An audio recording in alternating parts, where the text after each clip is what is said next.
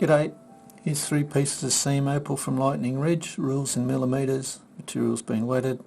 The white is a reflection there of the lights. This is lighter materials.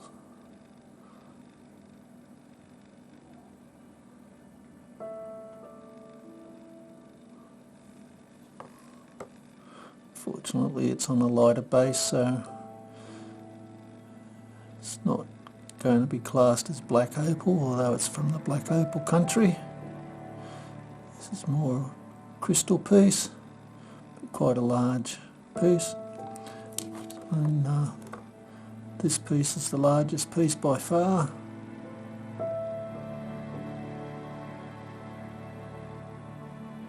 Doesn't look like the colour goes right over here.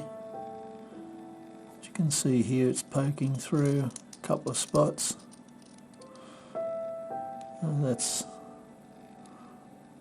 the size of the stone perhaps that you might get.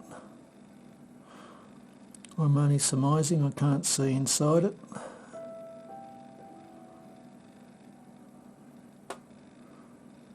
But anyway, hope you enjoyed looking at those. Cheers.